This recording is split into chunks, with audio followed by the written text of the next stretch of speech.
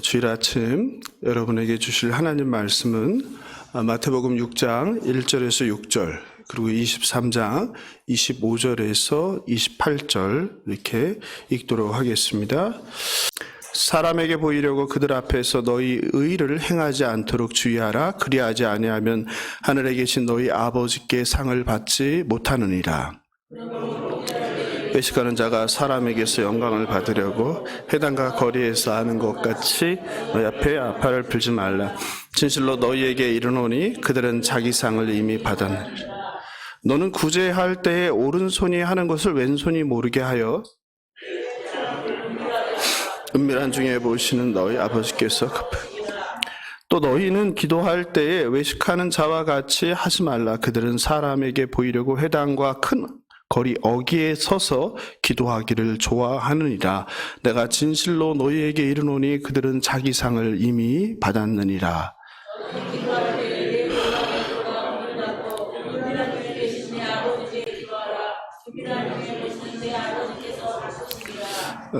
이제 23장 25절 읽겠습니다. 화 있을진저 외식하는 서기관들과 바리새인들이여 잔과 대접에 겉은 깨끗하되 그 안에는 탐욕과 방탕으로 가득하게 하는도다.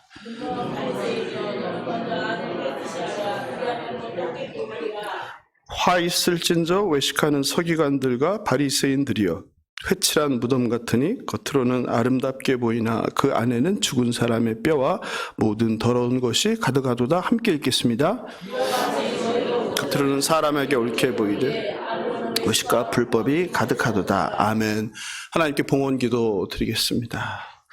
사랑과 긍휼이 풍성하시고 노하기를 더디하시는 창조주 하나님 아버지, 하나님의 노하심이 더디하신 덕택에 저희가 아직 죄인임에도 불구하고 살아서 복된 주일날 아침 이렇게 아버지를 공동체가 함께 만나게 됨을 감사합니다. 하나님의 은혜 아니면 살아갈 수 없는 저희들은 너무나 연약하고 깨지기 쉬운 흙에 불과합니다. 우리들의 생사화복이 하나님 아버지 손에 있음을 고백합니다. 아버지, 오늘 이 아침에도 모든 세상 일을 다 뒤로하고 오직 여호와의 하나님을 만나 뵙기 위하여 원근 각처에서 달려나온 주님의 아들, 딸 한 사람 한 사람을 기억하여 주시고 그들의 삶의 형편을 알아봐 주시고 그들의 삶의 필요를 알아봐 주시고 그들의 간절한 기도 제목을 들어주셔서 그들의 삶의 숨통이 트일 수 있도록 주여 이 시간 역사하여 주시옵소서. 아버지, 몸이 아픈 상황에도 불구하고 나왔습니다. 아버지, 생계가 막막한 상황 가운데도 이 자리에 나왔습니다. 아버지, 여러 가지 빚으로 은행 대출 이자 갚느라고 또 집 문제가 해결 안 돼서 마음 가득한 근심, 걱정, 염려, 또 자녀 문제, 부모 문제, 부부 문제, 다양한 세상의 문제들을 가지고 이 자리에 나온 주의 백성들의 눈물을 닦아주시고 그들의 간절한 마음을 알아주셔서 하나님 이 시간 하나님께 찬양하고 기도하고 말씀을 들을 때 모든 세상 근심 걱정이 다 사라지게 하시고 오직 믿음으로 모든 문제들을 넉넉히 감당할 새 힘과 능력을 부어 주시옵소서. 하나님, 오늘도 그냥 나오지 아니하고 하나님께 정성 들여 예물을 올려드립니다. 아버지, 세상에서 참 눈물 흘리며 땀 흘리며 아버지 수치를 참고 견디며 아버지 얻은 그 소득의 일부를 주님께 올려드리오니 주님 기뻐 받아 주시옵소서. 그러나 우리 가운데는 드릴 것이 없는 빈손도 있습니다. 하나님, 그 빈손을 주목하여 주시고 그들에게 때마다 시마다 까마귀와 선한 사마리아인을 보내주셔서 그들이 먹을 것과 입을 것과 잠잘 곳으로 수치를 당하고 고통받지 않도록 은총을 베풀어 주시옵소서. 하나님, 오늘 진리의 말씀을 전합니다. 부족한 성을 통하여 전파되는 생명의 말씀이 죽어가는 영혼을 살리게 하시고 죄로 가득한 우리를 회개하는 놀라운 회개와 성령의 역사가 나타날 수 있도록 도와주시옵소서. 감사하며 생명 되신 예수님의 이름으로 기도합니다.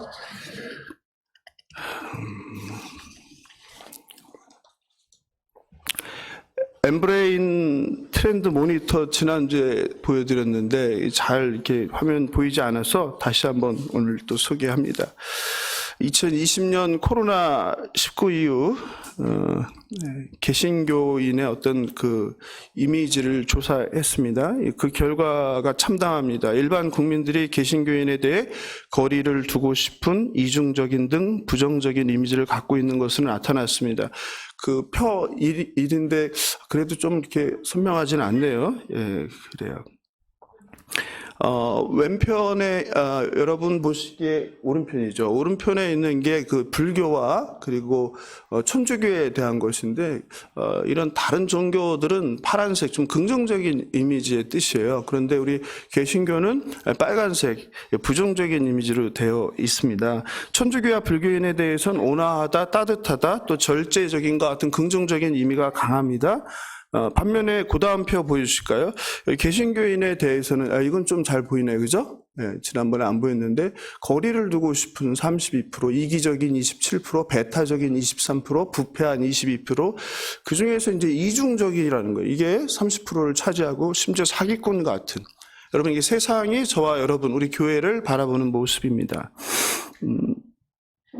우리 기독교인이 이중적이라는 거죠. 예. 그러니까 위선적이라는 거죠. 그래서 세상이 우리를 너무 깨끗하다고, 너무 구별되다고, 적당히 좀 살아라 하고 조롱하고 해야 되는데, 이게 주님이 말씀하신 핍박이잖아요. 그런데 그게 아니에요. 우리가 성경 말씀과 같이 살지 않는다고, 거룩하지 않다고 세상이 오히려 우리를 비판하는 거예요. 지올팍 크리스찬입니다. 오늘 설교 제목이. 천재적인 가수 지올팍과 그의 뮤직비디오가 화제입니다. 들어보셨는지 모르겠습니다. 아마 대부분 들어보지 못하셨을 거예요. 젊은 사람들이나 좀 알까. 그는 작곡, 작사는 물론이고 뮤직비디오, 컨셉 등 거의 모든 것을 혼자 기획한다고 합니다. 네. 그래서 천재 아티스트라고 불립니다. 어르신들 보기에는 좀 놀랄만한 장면들도 꽤 있습니다. 다만 그냥 요즘 시대가 이렇다 하는 것으로 참고하시면 좋겠습니다. 앞에 계시는 우리 어르신들, 우리 권사님, 예, 아시겠죠? 요즘 젊은 세대가 이 세대가 이렇다. 그래서 제가 좀 너무 심한 건 좀 잘라내고 일정 부분만 한번 잠깐 살펴보도록 하겠습니다. 한번 영상 틀어주실까요? 불 좀 꺼주실래요, 뒤에? 예.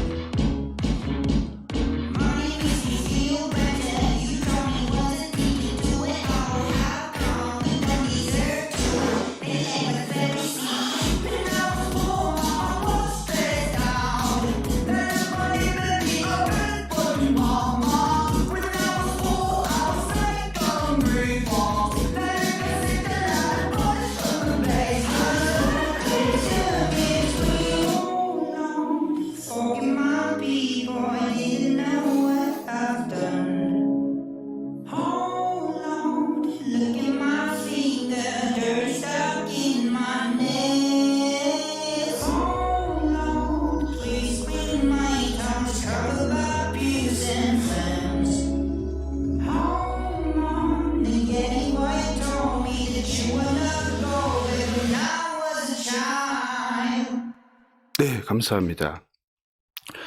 네, 잠깐 그 노래 가사를 살펴보겠습니다. 여러분 어떠세요? 괜찮으세요? 충격을 받지는 않으셨어요? 예, 많은 내용을 제가 잘라내고서 오늘 설계에 필요한 부분만 편집을 했습니다. 예, PPT 4번 한번 보여주시겠어요? 예, 노란색으로 된 거 있거든요, PPT. 가사 있는 거. 예.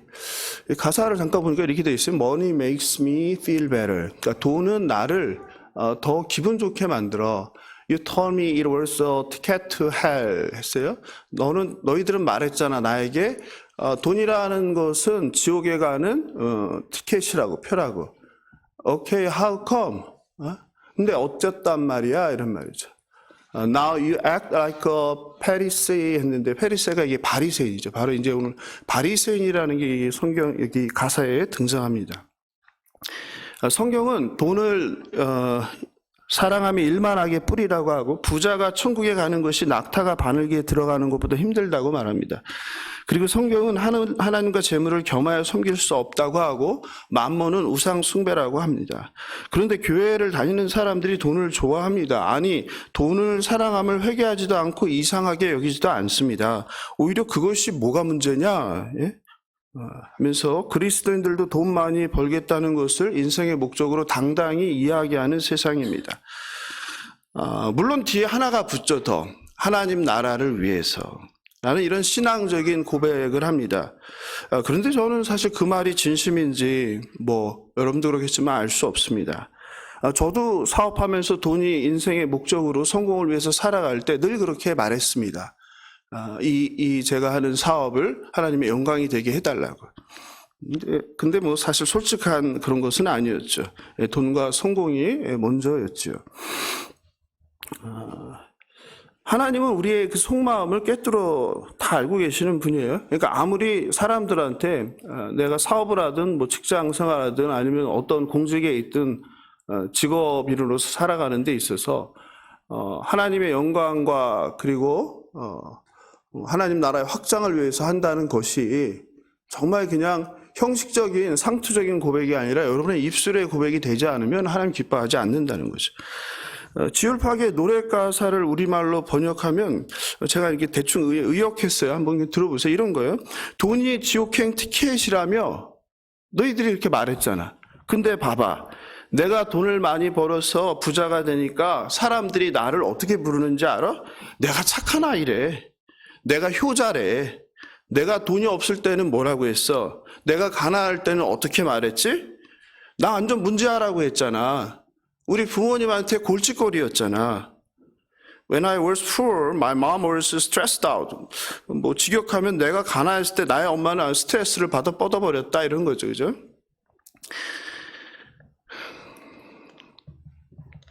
어떠세요? 내가 가난했을 땐 엄마에게, 부모에게 골칫거리였고, 그리고 돈 좋아하면 지옥 간다고 그렇게 교회 다니는 사람들이 말하고 했는데 내가 성공해서 돈을 많이 버니까 착한 아들이래. 이게 말이 돼? 이런 말이죠. 왜냐하면 나는 바뀐 게 조금도 없거든. 이거의 핵심이. 그때나 지금이나 나는 달라진 게 없어. 달라진 건 오직 하나야. 뭐예요? 돈을 많이 벌었다는 거. 성공했다는 거. 그러니 이게 가식이지. 이 위선자들아. 이 바리새인들아. 제가 좀 의역을 했어요. 가사를. It's not much different from the old one.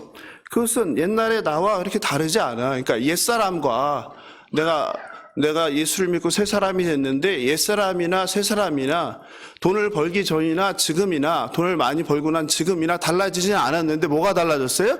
사람들의 반응만 달라졌어요. 당신들의 판단 근거는 뭐냐 이거죠.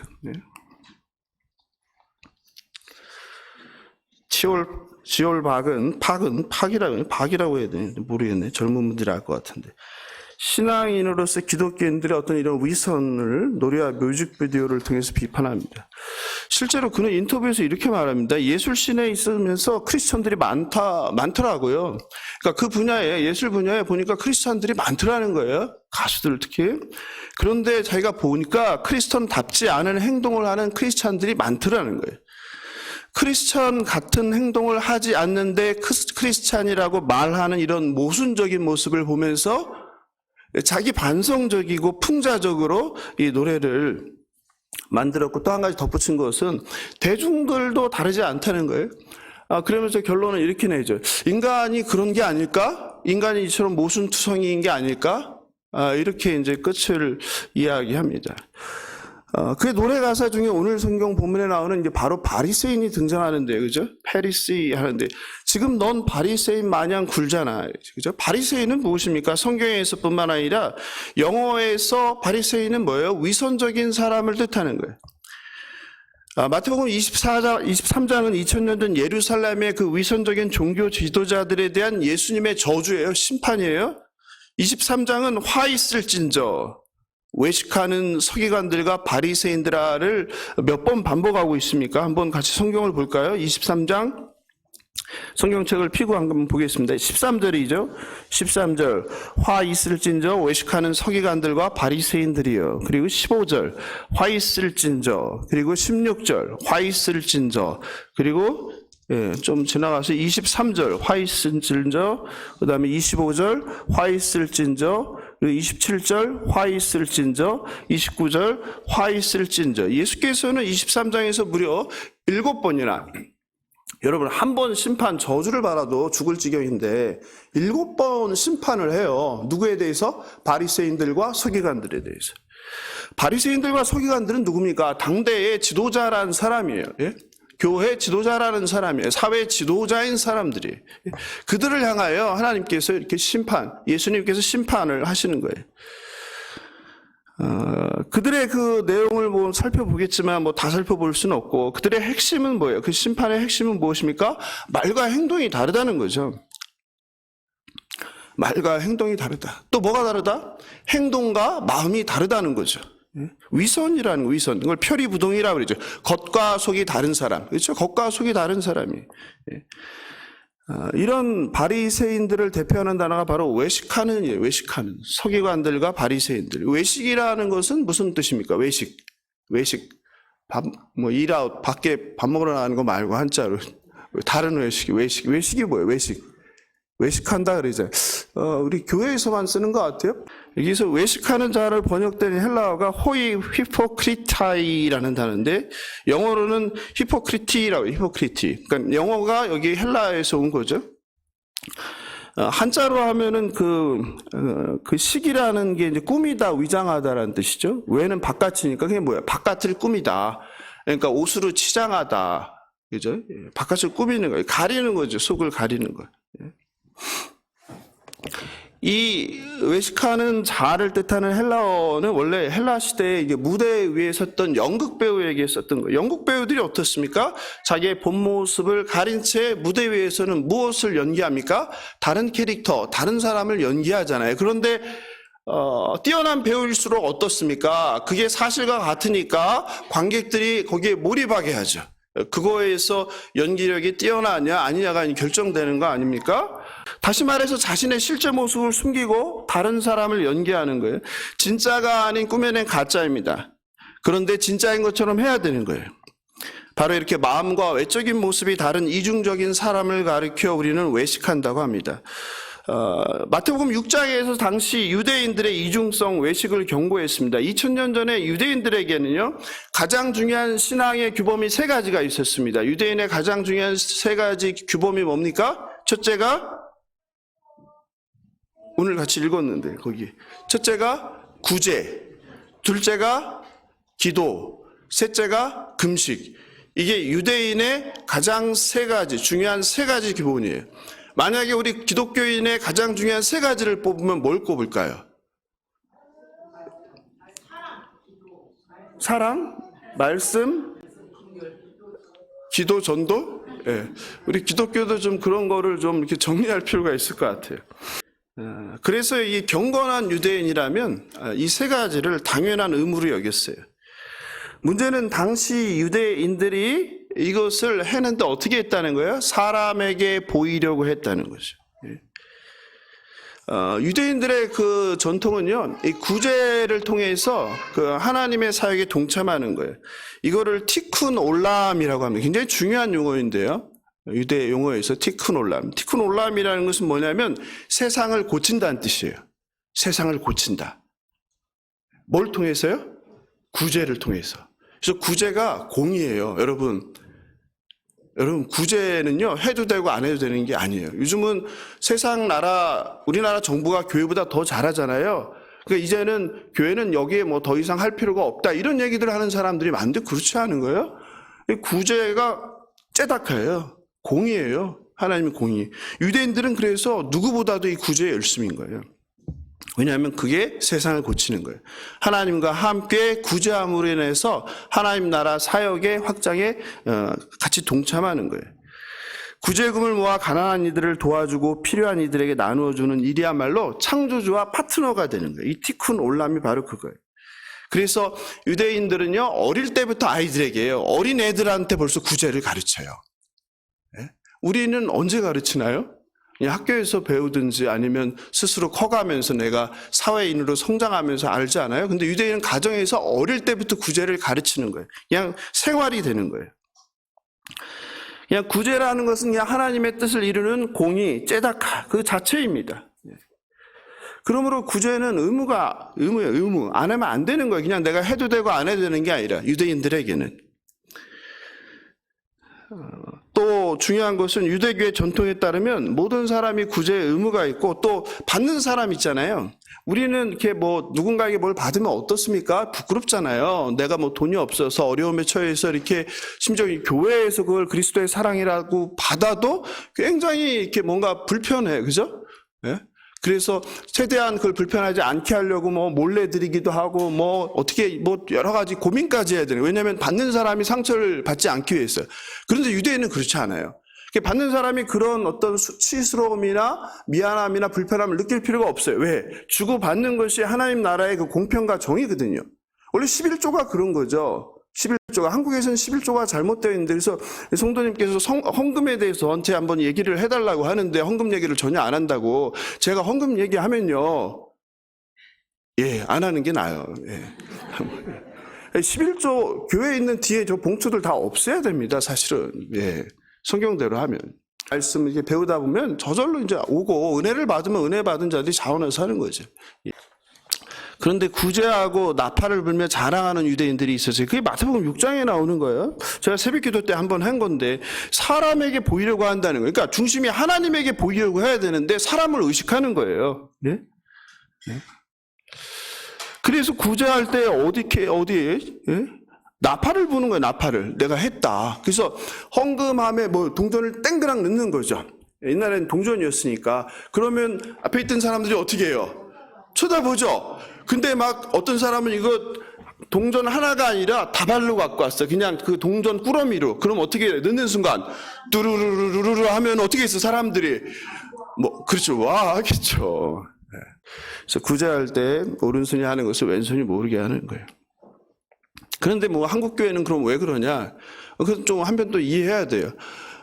너무 기독교에 대해서 배타적이니까 모든 사실 구제 활동에 가장 많이 하는 게 기독교인데 하면서 욕은 다 바가지로 먹고 불교와 그리고 천주교에서 성당에서 하는 거는 그들이 훨씬 우리보다 구제를 많이 하는 걸로 알다 보니까 어느 시점부터 그냥 교회가 우리가 좀 이런 걸 알릴 필요가 있지 않겠냐?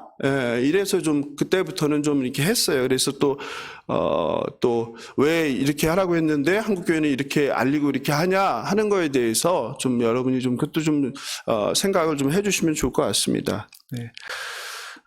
구제뿐만 아니라 기도도 사람에게 보이려고 많은 데서 했습니다. 5절입니다. 너희는 기도할 때 외식하는 자와 같이 하지 말라. 그들은 사람에게 보이려고 회당과 큰 거리 어귀에 서서 기도하기를 좋아한다. 그죠? 네. 사람들 보는 데서 기도하는 거예요? 사람들 안 보면 어떻게 해요? 감은 눈을 떠야 되겠죠. 저희 목사가 저는 이게 눈 뜨고 기도 많이 해요. 그러니까 오해 안 하셨으면 좋겠어요. 이렇게 기도에 대해서도 제가 여기서 이렇게 앞에 나와서 안 하고 이것 때문에 이렇게 한 거예요. 이렇게 앞에 나와서 대표기도 하게 되면요, 자꾸 누구를 봐요? 하나님을 봐야 되는데 앞에 있는 사람을 봐요. 의식을 한단 말이에요. 그래서 꼭 뭐 밑에서 한다고 그렇진 않지만 그래도 내가 이제 마음을 그렇게 다져보자 하는 거예요. 그래서 앞에 서서 앞을 보고 사람을 보지 말고 하나님을 의식하면서 드리자는 뜻으로 한 건데 그들도 그냥 제가 하는 게 아니라 나름대로 이 성경 말씀에 의거해서 여러분들도 좀 대표 기도를 하실 때 좀 그런 마음가짐으로 그러니까 사람을 의식하면서 사람에게 듣기 좋은 기도, 사람에게 듣기 좋은 문장을 골라서 하는 것이 아니라 전적으로 하나님만을 바라보면서 하나님께 드리는 기도를 해 주십사라는 뜻으로 이렇게 했습니다. 이게 본문이 그 얘기죠. 사람을 의식하지 말라는 거예요. 기도하는데. 한국교회에서는 기도를 얼마나 자랑합니까? 기도 1시간 한다, 2시간 한다, 3시간 한다. 여러분 그 자랑하는 순간 뭐 하는 거예요? 나는 뭐라는 것을 증명하는 거예요? 나는 바리새인이다. 여러분 그거예요. 예? 근데 목사님들 중에도 자랑하시는 분들이 많잖아요. 예? 물론 이제 필요에 따라서 그걸 기도를 강제하기 위해서 권면하기 위해서 이렇게 할 때도 있지만 성경은 철저하게 기도에 대해서도 사람들에게 보이는 듯 하지 말라는 거예요. 왜? 그러다 보면 사람이 무의식 중에 사람을 의식하는 거예요. 그래서 어떻게 하라는 거예요? 골방에 들어가서 문을 닫으라. 골방에 들어가서 그것도 문을 닫으라는 거예요. 문을 닫으라. 그리고 어떻게? 은밀한 중에 하나님을 만나라라는 거죠. 그죠? 네. 예수님은 바로 이런 바리새인들의 외식을 지적하는 거예요. 당대의 그 사회에서 존경받고 종교적으로 지도받는 사람들이 이 정도라는 거예요. 겉과 속이 다르다는 거예요. 외식하는 자라는 거예요. 사랑하는 성도 여러분, 예수님께서 심판을 받는 종교 지도자들을 보면서 무슨 생각이 드시나요? 이거는 실제로 우리들의 모습 아니겠습니까? 뭐 저의 모습 아니겠습니까? 제가 이제 가장 힘든 이야기는 저희 아내로부터 그런 이야기를 들을 때예요. 왜 성도들한테 말하면서 당신은 그렇게 안 해? 이런 말 들으면요, 저는 그냥 그 자리에서 무너지죠. 네. 그 바리새인이라는 거잖아요. 네. 그때는 쥐구멍에 막 숨고 싶죠. 그리고 당장 이제 목사직을 내려놓고 싶죠. 내가 이랬구나. 누가 보기에요? 제 아내가 보기에. 아내가 정확하니까. 네. 얼마나 내가 좋은 일을 많이 했는지 자랑하기 바빠요. 자랑. 얼마나 기도를 많이 하고 얼마나 성경을 많이 읽고 내가 얼마나 경건한지를 자랑하기 바빠요. 근데 금요일날 말씀드렸다시피 우리는 하나님 앞에 50보 100보예요. 네. 믿음이 인생에서 가장 중요하다고 믿고 생각하고 가르칩니다. 네. 근데 그것도요, 세상적인 것이 어느 정도 갖췄을 때까지 유효한 거예요. 아무리 믿음이 좋아도요, 가난해요. 직업도 뭐 변변치 않아요. 뭐 외모도 별로예요. 예? 행색도 별로예요. 그러면 그분을 향해서 엄지를 쫙 쳐들면서 정말 멋지십니다. 제가 당신을 닮고 싶습니다. 라고 말하지 않습니다. 믿음 생활 하는 분들이, 믿음이 뭔지 아는 분들이. 반면에 믿음은 잘 모르겠어요. 그냥 뭐 새벽 기도도 안 나오고, 뭐 수요, 뭐 예배도 안 나오고, 금요 기도에도 안 나오고, 그냥 주일만 출석하는 것 같아요. 예? 그런데 뭐 얘기를 듣자니 뭐 세상에서 뭐 좋은 대학을 졸업했대요. 지금 뭐 직업을 드니 직업이 막 전문직이에요. 그 높은 자리에 있어요. 성공까지 했대요. 뭐 집도 보니까 뭐 좋은 동네에 살아요. 그러면 뭐 합니까? 의심하지 않고 그냥 엄지를 쫙 쳐들죠. 하나님 축복하셨습니다. 야, 정말 승리하셨습니다. 예. 어떻게 하면 저도 그렇게 될 수 있을까요? 이런 거 아니에요? 이런 게 외식이죠. 저는 지금까지 교회에서 아무도 모르는 평범한 성도가 고난 가운데 잘 감당하고 지금도 여전히 고난 가운데 있지만 그것을 성도들 앞에 서서 간증하는 것을 들어본 적이 없어요. 모든 유명한 교회 간증자들은 다 스타예요, 스타. 고난을 믿음으로 이기고 부자가 되었든지 높은 자리에 올랐든지 유명한 사람이 되었든지 연예인이든지 그 노래 보면 셀럽 나요, 셀럽들이지 다. 제가 아는 간증자는요, 1년이 예약이 끝나버렸어요. 여러분, 어떻게 생각하세요?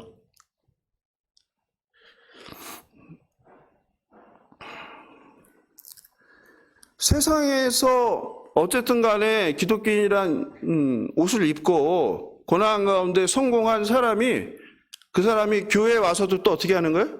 성공하게 발판을 깔아주는 게 한국교회 우리의 현실이에요.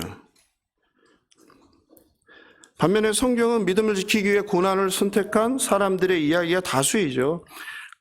가난, 또 고난을 견딤으로 하나님 주신 복으로 세상 부귀영화를 누리게 된 사람은 소수에 불과해요. 근데 성경에 나오는 특별한 예외적인 그 소수의 이야기들을 우리 모두의 이야기가 되길 원하는 거예요. 그래서 다 자녀들 이름을 뭐로 짓는 거예요? 요셉으로 짓고 다니엘로 짓는 거 아니에요? 네? 그리고 교회는 또 어떻게 했습니까? 성도들에게 그것을 주입식으로 가르치죠. 참고 견뎌라, 인내해라. 그러면 너도 다니엘 같은, 요셉과 같은 그런 자리에 이방 나라의 총리도 될 수 있다. 여러분, 그건 극소수의 예외의 특별한 경우예요. 대다수는 어떻게 됐어요? 믿음의 선진들이 간 길은 죽음의 길이죠. 핍박의 길이죠. 예? 지금 와닿지 않지만 만약에 우리가 북한에 살고 있다고 생각해 보세요. 아프리카의 독재 국가에 살고 있다고 생각해 보세요. 하면 실감이 날걸요. 교회도 똑같아요. 돈과 힘을 사랑하지 말라고 가르치는데 교회가 돈과 힘을 추구하죠. 그래서 뭐 짓기 경쟁을 해요? 교회 건물을 지면서 성전 건축이란 이름으로 누가 더 크게 짓나 시합을 한 거 아니에요? 90년, 2000년대 지나면서 교회 부흥기에. 왜 그런 거예요? 교회의 선택을 뭘 보고 선택하니까 그래요? 건물을 보고 선택하니까. 그러니까 교회나 목사나 성도나 마음이 어떻게 하다? 똑같은 거죠. 그래서 대한민국의 교회는요, 딱 두 가지밖에 없다 그래요. 어떻게 해요? 1%의 대형교회와 99%의 대형교회가 되기를 원하는 교회들. 우리 부인할 수 있을까요? 우리는 1%도 90%도 99%에도 안 드는 교회가 되면 좋겠습니다. 오직 믿음, 오직 예수, 오직 성경만 외치던 경건한 신앙인들도 자녀의 결혼 앞에서는 무너집니다. 상대의 믿음이 어떤지, 배우자가 될 부모의 믿음은 어떤지, 이런 것은 부차적이 돼요. 세상 사람이나 다르지 않게 어느 학교를 나왔는지, 부모는 뭐 하는 사람인지, 재산은 있는지, 인물은 어떤지, 이런 거 묻고 있어요. 똑같죠. 그래서 세상은 교회 다니는 사람들을 이중적이라고 부르는 거죠. 위선적이라고 비판하죠. 과거에 대중매체가 기독교를 포함한 정통 종교를 비하거나 조롱하는 것은 금기의 영역이었는데, 최근에는 모든 드라마마다 기독교 이야기, 기독교인이, 바리새인이 들어가야 이게 대박이 나는 것 같아요. 공식처럼 된 것 같아요. 예. 너나 잘하세요 알죠? 예. 친절한 금자씨 맞나요? 그 이후로 밀양 유명한 영화나 드라마에서 그려지는 기독교인의 모습은 바로 이 바리새인, 위선적인 모습들이죠. 이기적인 모습들, 자기밖에 모르는 사람들, 맹목적인 사람들, 반지성적인 사람들. JTBC의 드라마였던 미스 한무랍이라는 게 있었나 봐요. 저는 TV를 안 보니까는 설교 자료 준비하다가 이제 알게 되었는데, 그 1회에 나오는 모습을 제가 편집했는데 잠깐 보겠습니다. 소리 좀 켜주셔야 될 것 같은데.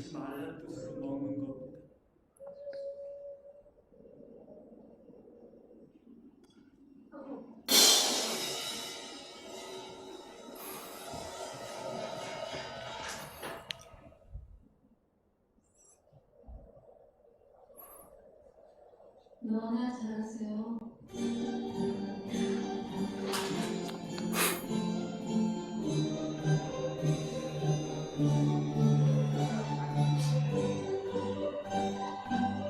인근아, 그래. 어디냐고? 여기 다 같이 하자. 오천이 동이야? 너보다 안 내려와. 우리 집 강아지 영대가 봐요. 그 집에는 마우가우가 미치네. 아주 무슨 소리야? 아저씨 미쳤어? 아저씨 내 새끼 사정을 들어야 되는데. 그런데 왜 저는 아주머니의 내 새끼 사정을 들어야 되죠? 네, 감사합니다. 어떻습니까? 세상 사람들에게 비친 우리의 부끄러운 모습은 아닐까 합니다. 교회에선 거룩한 척, 경건한 척 하지만 세상에서 나가 전혀 구별되지 못한 삶, 오히려 종교라는 이름으로, 신앙이란 이름이라 세상 법과 윤리도 무시하고 비상식적이고 반지성적인 모습들 말입니다. 입으로는 사랑을 말하지만 뒤로는 비난하고 헐뜯고, 평화를 말하지만 분열과 갈등하고 끝없이 갈라지기를 반복하는 것이 우리의 한국 교회의 모습 아닌가 싶습니다. 이런 우리를 세상은 위선자라고 부릅니다. 예수님은 제자들과 무리들에게 이스라엘의 종교 지도자인 서기관과 바리새인들의 거짓 리더십을 경고하고 그들의 잘못된 전통, 장로들의 유전이라는 그 모범을 따르지 말아야 한다고 일깨우는 거죠. 25절을 함께 같이 읽어보겠습니다. 시작. 화 있을진저 외식하는 서기관들과 바리새인들이여, 잔과 대접의 겉은 깨끗이 하되 그 안에는 탐욕과 방탕으로 가득하게 하는도다. 여기서 이제 바리새인과 서기관이 이제 등장합니다. 이것을 이해하기 위해서 구약 성서의 마지막 책인 말라기와 그리고 신약 성서의 첫 책인 마태복음 사이에는 우리 성경책에 없는 400년의 공백이 있습니다. 이것을 중간기라고 하고 또 침묵기라고도 부릅니다. 잠깐 그 신구약 중간기라고 불리는 400년 역사를 도표로 보겠습니다. 도표 보여주실까요? 바사가 있죠. 404년에서 331년. 그리고 나서 이제 헬라 제국 시대이죠. 그리고 마카비 시대, 그리고 로마 시대 이렇게 이어지는데 몇백 년 동안 성경은 없지만 하나님께서는 침묵하셨습니까? 일하고 계십니까? 하나님의 역사는 지속되어 있죠. 그런데 이 400년을 그냥 통째로 빼버린 거예요. 그리고 성도들한테 가르치지 않다 보니까 그냥 구약에서 신약으로 넘어올 때 당황하게 되죠. 왜냐하면 바리새인이라는 것도 없었거든요. 그죠? 새로 나온 용어잖아요. 그럼 그거에 대한 설명이 있어야 되고, 그러기 위해서는 이 400년에 대해서는 이야기를 해야 되는데, 그걸 뭐 터부시하고 금기시하다 보니까 성도들이 뭐 전혀 이해를 못하죠. 1세기 유대인 역사가 요세푸스가 이 시기에 대해서 기록을 했습니다. 1세기 유대인 역사가 요세푸스는 그의 책에서 사두개파, 바리새파, 에셈파, 열심당의 네 파가 있었다고 기록합니다. 그러니까 이게 예수님 시대에 생긴 것이 아니라 그 전에 있었던 거예요.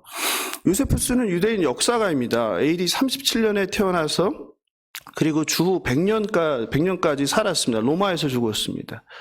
그러니 우리 성경 예수님 시대의 이야기 그때 동시대에 살았던 역사가 있었다는 사실은 성경의 이해를 훨씬 풍부하게 해주게 됩니다. 그 결과 그는 유대 전쟁사, 유대 고대사, 자서전 등 인류 역사에서 없어서는 안 되는 정말 귀한 1세기 자료들을 남기게 됩니다. 특별히 마카비 시대부터 AD 73년까지의 역사를 다룬 책이 있는데 그게 유대 전쟁사입니다. 바로 거기에 보면 아주 이 400년 침묵기에 대한 내용들을 우리가 잘 이해할 수 있게 해줍니다. BC 537년에 바벨론의 고레스 왕이 이스라엘 포로들을 귀환합니다. 돌아온 이스라엘 포로들이 가장 먼저 한 일은 뭡니까? 성전을 재건하는 것이죠. 성전을 재건하면 과거의 이스라엘의 신앙이 회복될 거라고 생각한 거예요. 성전 중심의 신앙. 그런데 그렇지 않았습니다. 그런데 그런 이스라엘 백성 가운데 유독의 한 어떤 무리들이 있었는데요. 이들은요, 하나님을 너무너무 사랑하는 거예요. 그리고 하나님의 말씀을 너무너무 사랑해서 지키려고 몸부림친 사람인데 그 사람들이 누구냐? 바로 하시딤이라는 사람이에요. 오늘날도 뭐 유대인에 대해서 나오면 지금도 있죠. 하시딤이라는 사람이에요. 그런데 이 바로 하시딤이 그 이스라엘의 독립전쟁인 마카비 전쟁에서 중요한 역할을 합니다. 헬라 제국의 알렉산더 대왕이 그 후계자로 프톨레마이오스는 이집트 지역을 차지하고 셀리쿠스는 바벨론 땅 지역을 지배하게 됩니다. 팔레스타인은 그 중간에 껴 있잖아요. 그러다 보니까 처음에는 프톨레마이스가 지배에다가 나중에 셀리쿠스로 넘어가게 되는데요. 자세한 내용들은 뭐 나중에 하기로 하고. 근데 이 셀리쿠스 왕조의 자손들 중에서 안티오쿠스 4세가 있어요. 이건 들어왔죠. 안티오쿠스 4세는 나오잖아요. 다니엘서도 나오죠. 이 자가 유대교를 믿는 사람들을 핍박한 거예요. 심지어 예루살렘 성전에 그 제우스 제단을 쌓았어요.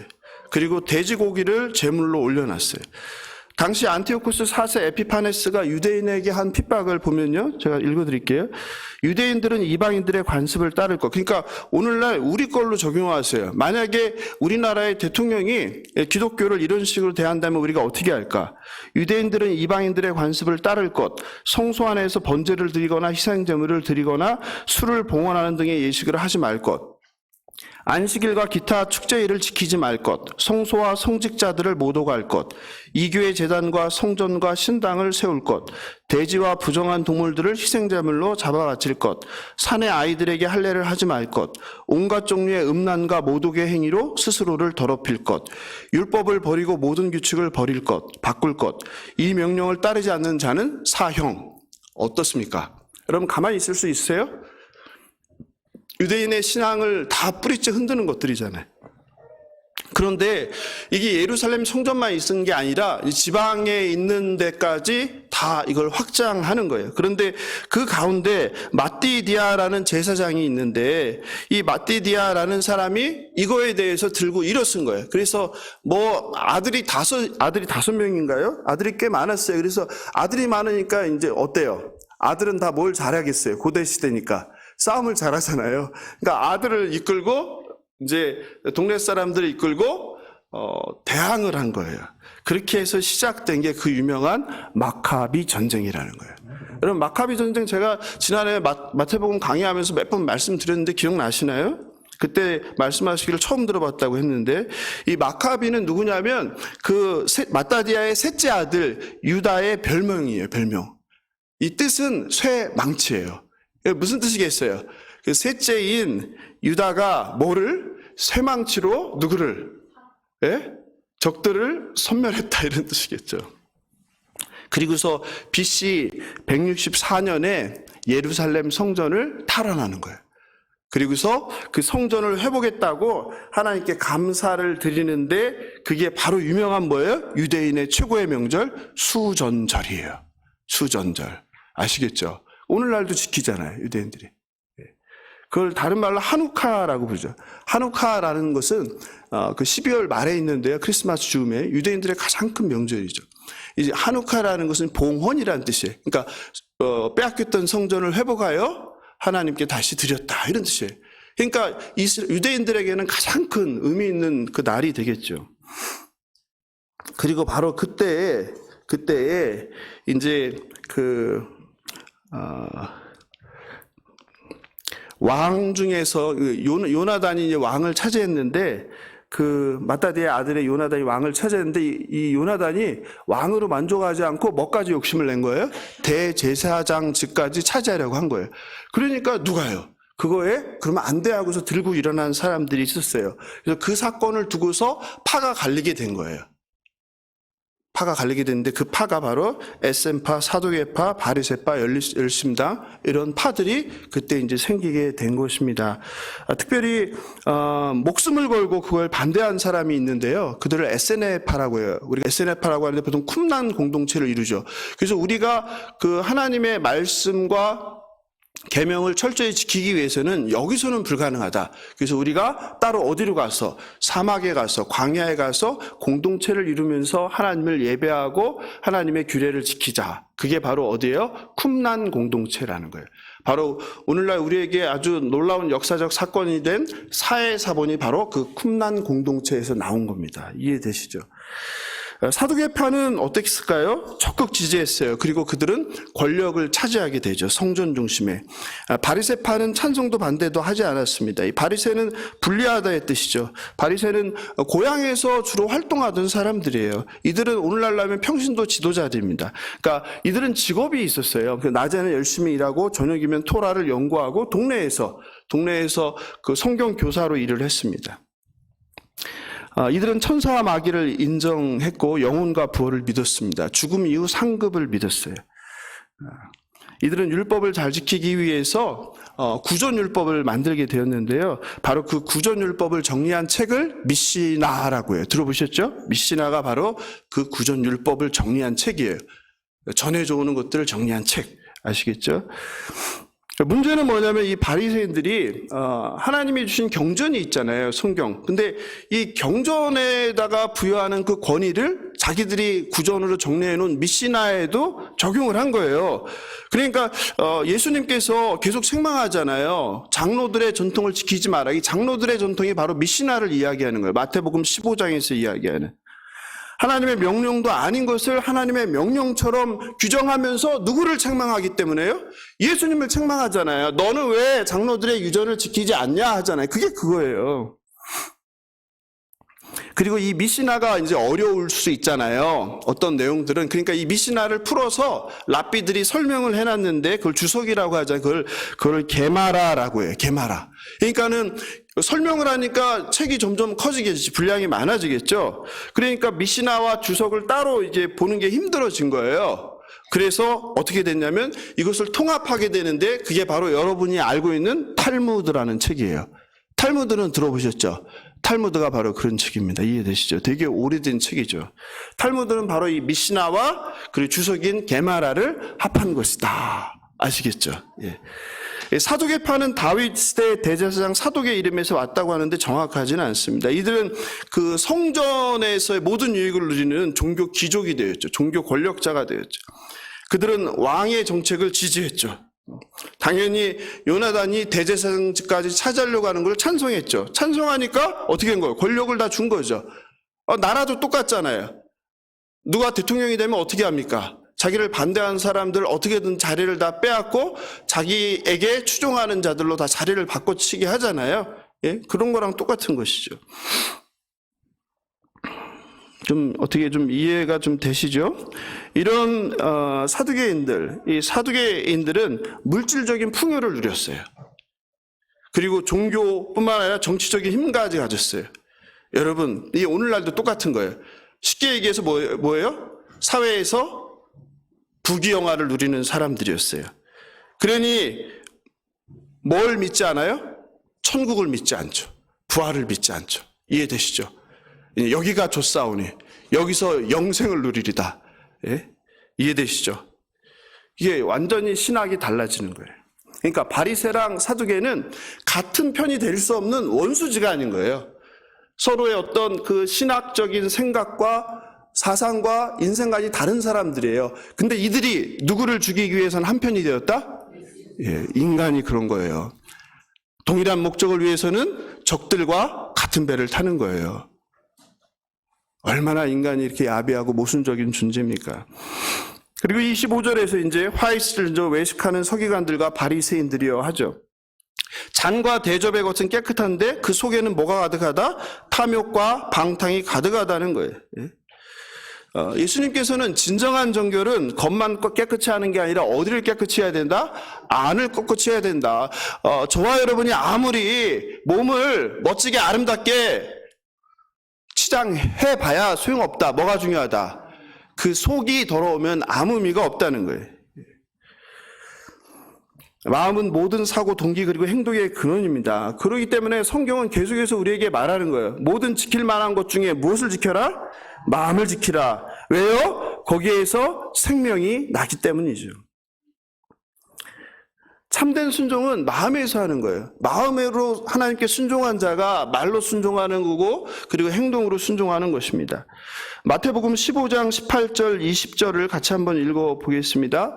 마태복음 15장 18절 20절입니다. 자막 시작. 입에서 나오는 것들은 마음에서 나오나니 이것이야말로 사람을 더럽게 하느니라.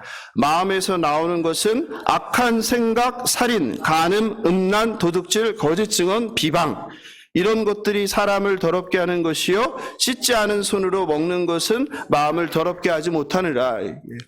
예수님과 제자들을 비판하는 바리새인들을 향하여 예수님이 말씀하시는 거죠. 뭐가 중요하냐 뭐가. 우리 마음속에 뭐가 있다는 거예요? 오직 악한 생각이라는 거예요. 여러분 그렇잖아요. 살인, 간음, 음란, 도둑질, 거짓 증언, 비방. 우리가 이런 존재예요. 그래서 예레미야 선지자는 예레미야 17장 9절에서 만물보다 거짓되고 심히 부패한 것이 뭐라고요? 사람의 마음이라고 한 거죠. 잠언 4장 23절은 모든 지킬 만한 것 중에 무엇을? 내 마음을 지키라. 생명의 근원이 이에서 남이라 말씀하신 거죠. 바라옵기는 마음을 지키는 저와 여러분 되시길, 마음을 정결하게 하는 저와 여러분 되시길 주님의 이름으로 축원합니다. 27절에서 화이스진저 외식하는 서기관들과 바리새인들이 회칠한 무덤 같으니 겉으로는 아름답게 보이나 그 안에는 죽은 사람의 뼈와 모든 더러운 것이 가득하도다 했죠. 이스라엘의 종교 지도자들을 회칠한 무덤으로 비유합니다.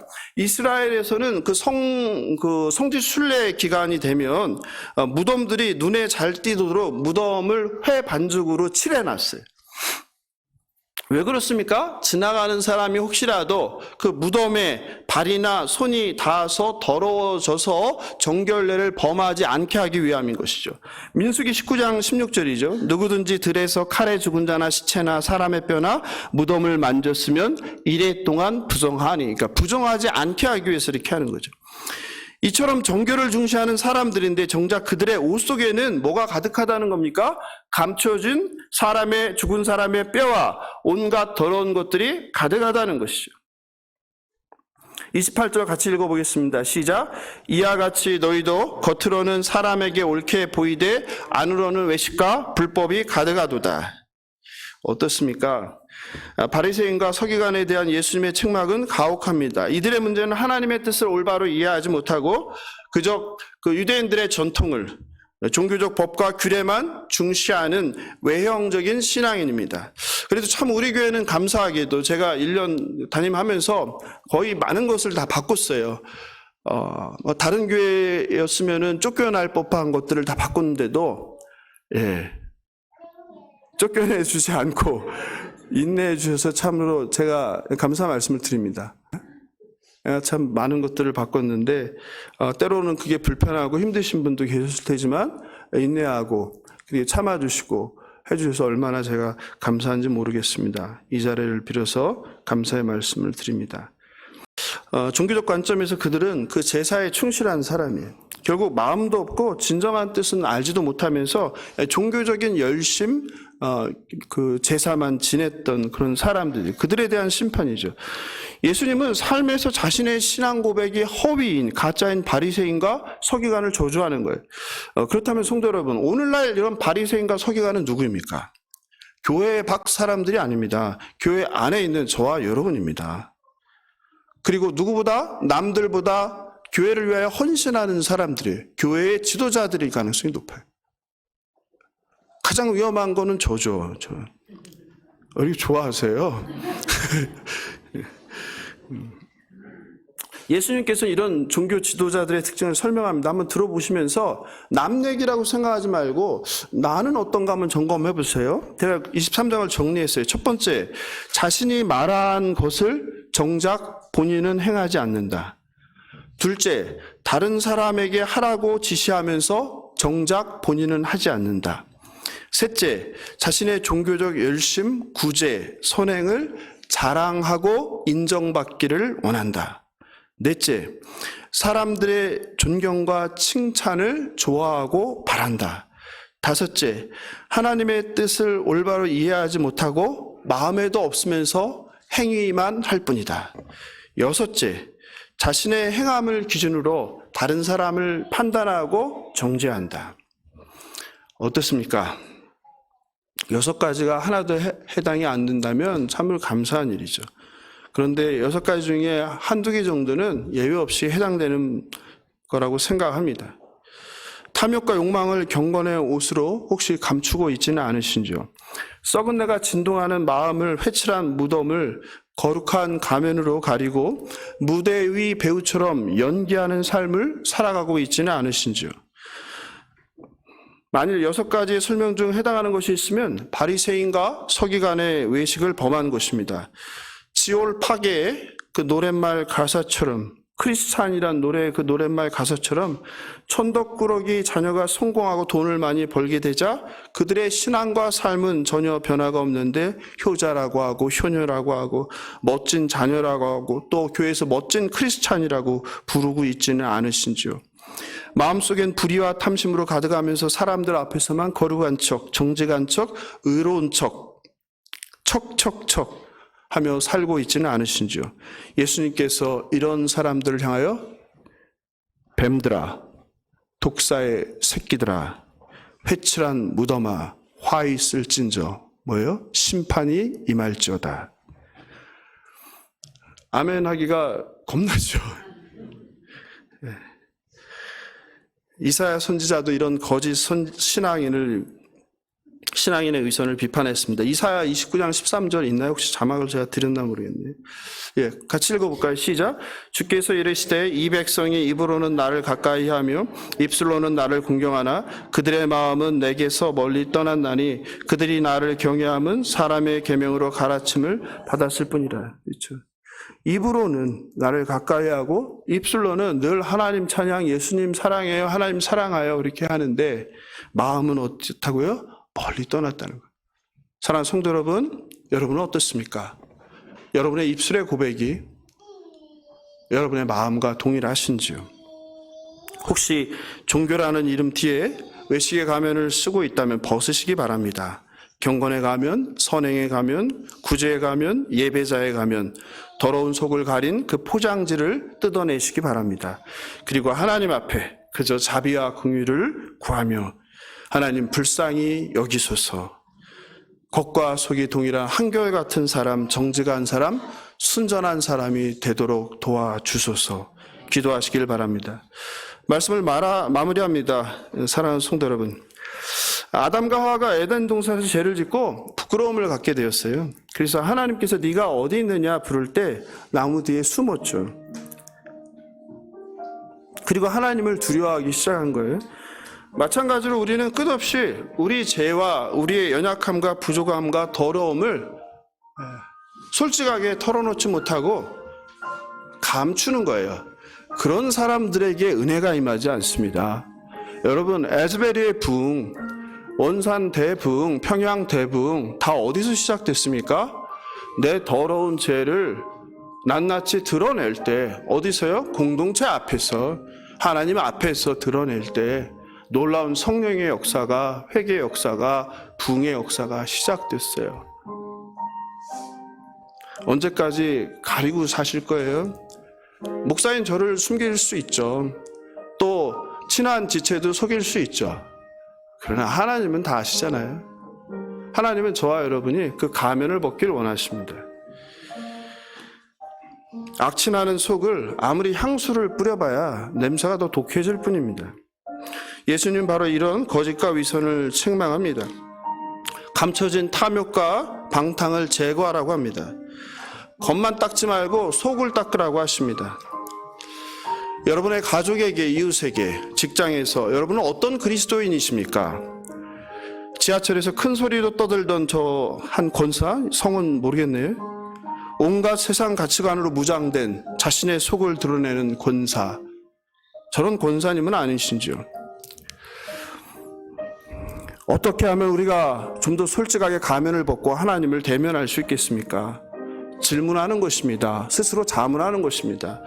내가 이것을 왜 하는지, 구제의 목적은 무엇인지, 헌금의 목적은 무엇인지, 선행의 목적은, 그리고 주일날 이 아침에 왜 남들은 놀러 가는데, 잠자는데 왜 이 예배당에 나오는지, 공부는 내가 왜 하는지, 일은 내가 왜 하는지, 그리고 우리 교회의 목적은 도대체 무엇인지 계속 질문하는 것입니다. 전도? 내가 전도를 왜 하는지 아무 생각 없이 습관적으로 하고 있다면 바리새인일 가능성이 높습니다. 기계처럼 아무 생각 없이 주어진 삶을 반복하는 인생 되지 마시고 멈추시기 바랍니다. 그리고 스스로 자신의 그 내밀한 동기와 이유를 살펴보시길 바랍니다. 하나님 앞에 거짓 없이 남김없이 대면하시길 원합니다. 사람들에게 보이려고 인정받으려는 그 유혹에서 자유하시길 바랍니다. 하나님은 진실하고 순전한 우리의 마음과 행동만을 받으시는 분이십니다. 믿음은요, 오늘 나가시면서 그 정수기 옆에 그 믿음의 길이라는 그림을 제가 걸어놨습니다. 한번 보세요. 믿음이라는 것은 끝없는 내 안에 있는 탐욕과 욕망과의 대결이라고 저는 생각합니다. 날마다 매 순간 육신의 정욕, 안목의 정욕, 이생의 자랑과 우리는 대결합니다. 그 가운데에서 나는 욕망을 따라 살 것인가, 아니면 내주하시는 성령 하나님께 굴복하는 삶을 살 것인가. 욕망을 따라 사는 길이 세상의 길입니다. 반면에 성령을 따라 사는 길, 그 길을 우리는 믿음의 길이라고 부릅니다. 교회를 다녀도 자신의 부패함을 감춘 가면을 쓰고 위선적인 삶을 여전히 살고 있다면 믿음의 길은 분명히 아닐 것입니다. 예수께서는 위선적인 종교인들을 향하여 지옥의 판결을 내립니다. 뱀들아, 독사의 새끼들아, 너희가 어떻게 지옥의 판결을 피하겠느냐. 위선은 그냥 여러 가지 문제의 하나가 아니라 지옥의 판결을 받는 심각한 사망의 죄입니다. 더 늦기 전에 위선의 가면을 벗고 회개하고 예수 안에서 참된 자유와 영생을 누리시기 바랍니다. 수고하고 무거운 짐진 자들아, 다 내게로 오라. 내가 너희를 쉬게 하리라. 내가 주인 되면 계속 피곤할 겁니다. 더 늦기 전에 하나님께 주재권을 맡기시기 바랍니다. 그래야 참된 평안과 기쁨이 시작됩니다. 고난이 있을지라도, 문제가 계속될지라도 참된 평강을 누리게 됩니다. 위선이란 가면을 벗고 아닌 척 나를 위장하지 말고 진실한 모습으로 살아가는 저와 여러분 되시길 바랍니다. 서기관과 바리새인에 대한 경고는 이 시대 한국교회를 향한 그리고 우리를 향한 경고임을 새겨듣는 주일 아침 되시길 주님의 이름으로 축원합니다. 함께 말씀 생각하면서 내 맘의 주여 소망되소서 함께 부르겠습니다.